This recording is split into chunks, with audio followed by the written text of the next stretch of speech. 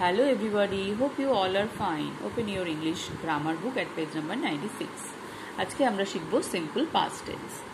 ভার্বের কাজ অতীতে হয়েছিল বা ঘটেছিল বোঝাতে সিম্পল পাস্ট টেন্স ব্যবহৃত হয়। তোমরা সিম্পল প্রেজেন্ট টেন্স শিখেছো, সেখানে তোমরা দেখেছো সাবজেক্টের পর ভার্বটা বসানো হয়, অ্যাকশন ভার্বটা বসানো হয় প্রেজেন্ট ফর্মে।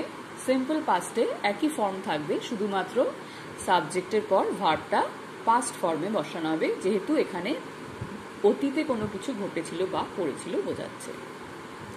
দেখো, ফার্স্ট পার্সনে আই বা উই এর পর ভার্বের পাস্ট ফর্ম বসিয়ে আই স আমি দেখেছিলাম, উই স আমরা দেখেছিলাম। দেখো, সাবজেক্টের পর ভার্বের past form. Second person you saw তুমি দেখেছিলে, ইউ স তোমরা দেখেছিলে। এখানেও দেখো সাবজেক্টের পর ভার্বের পাস্ট ফর্ম। থার্ড পার্সনে সিঙ্গুলার নাম্বারে হি স বা সি স বা নিতু স, নন্টু স, কারণ নাম বললে একজন, সেখানেও আমরা সাবজেক্টের পর শুধুমাত্র ভার্বের পাস্ট ফর্ম বসাচ্ছি। আর প্লুরালে দে স তারা দেখেছিল, নান্টু অ্যান্ড পল্টু স নান্টু ও পল্টু দেখেছিল। দেখো, শুধুমাত্র আমরা সাবজেক্টের পর অ্যাকশন ভার্বের পাস্ট ফর্মটা বসাচ্ছি।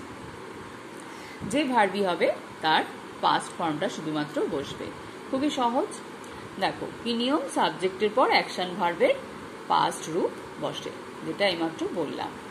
এবার এগুলো হলো পজিটিভ বাক্য বা পজিটিভ সেন্টেন্স। এবার নেগেটিভস হলে কি হবে, না বোধক বাক্যে অ্যাকশন ভার্ব দিয়ে নেগেটিভ সেন্টেন্স বা না বোধক বাক্য গঠন করতে হলে সাবজেক্টের পর ডিড নট বসাতে হবে। কি বসাতে হবে? Did not.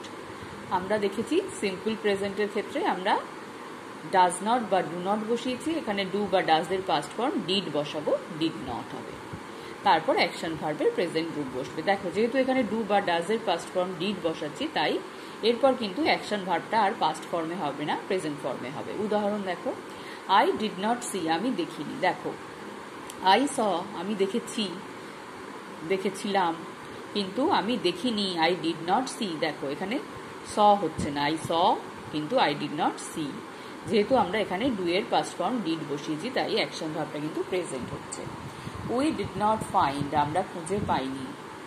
He did not run সে দৌড়য়নি। দেখো, এখানেও কিন্তু প্রেজেন্ট হলে ডাজ নট হতো হি এর পর, কিন্তু যেহেতু ডাজ এরও পাস্ট ফর্ম ডিড, তাই ডিড নট হচ্ছে, আর রানটা প্রেজেন্ট ফর্মে বসছে। Anima did not write Anima লেখেনি। এরপর প্রশ্নবোধক বাক্য বা কোয়েশ্চেন্স। অ্যাকশন ভার্ব দিয়ে কোয়েশ্চেন সেন্টেন্স বা প্রশ্নবোধক বাক্য গঠন করতে হলে আগে ডিড বসে, তারপর বসে সাবজেক্ট, তারপর অ্যাকশন ভার্বের প্রেজেন্ট রূপ। তাহলে আমরা শুধুমাত্র পজিটিভ সেন্টেন্সেই পাস্ট রূপ বসাচ্ছি, কিন্তু আমরা যখন কোয়েশ্চেন করছি বা নেগেটিভ বলছি তখন কিন্তু আমরা প্রেজেন্ট রূপই বসাচ্ছি। কারণ কি, আমরা এই ডু এর পাস্ট টেন্স বা ডাজ এর পাস্ট টেন্স ডিড ব্যবহার করছি। দেখো, ডিড আই প্লে আমি কি খেলেছিলাম।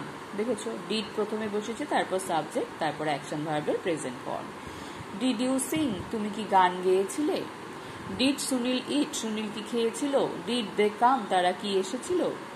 যদি WH ওয়ার্ড দিয়ে কোয়েশ্চেন সেন্টেন্স বা প্রশ্নবোধক বাক্য তৈরি করতে হয়, তবে WH ওয়ার্ডের পরে ডিড বসবে। তাহলে WH কোয়েশ্চেন আমরা জানি WH ওয়ার্ডটাই আগে বসে, তারপরে ডিডটা বসবে, তারপর সাবজেক্ট, তারপর অ্যাকশন ভার্বের প্রেজেন্ট রূপ। দেখো, where did Kartik live, where WH word আগে বসেছে, তারপর ডিড বসেছে, তারপর কার্তিক সাবজেক্ট, তারপর live verb present form.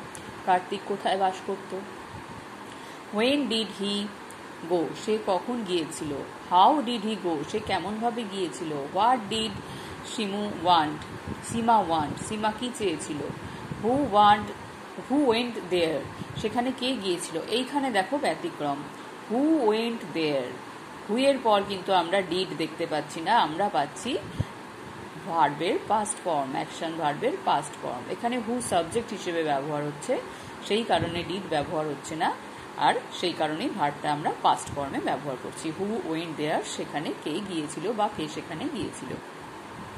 Which book did you want তুমি কোন বইটি চেয়েছিলে। হোয়াই ডিড ইউ স্পিক তুমি কেন কথা বলছিলে।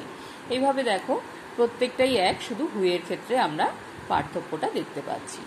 দেখো, এখানে লেখাও আছে ওপরে স্টার চিহ্ন যুক্ত বাক্যটি লক্ষ্য করো, এখানে হু নিজেই সাবজেক্ট রূপে ব্যবহৃত হয়েছে, এটি ব্যতিক্রম। এইভাবে তোমরা এগুলো পড়বে, ভিডিওটা মন দিয়ে দেখবে এবং নিজেরা সিম্পল পাস্ট টেন্সে পজিটিভ, নেগেটিভ এবং কোয়েশ্চেন সেন্টেন্স তৈরি করার চেষ্টা করবে। সহজেই তোমরা করতে পারবে। যদি কোথাও বোঝার সমস্যা হয় ক্লাসে জেনে নেবে। সবাই ভালো থাকবে। বাই।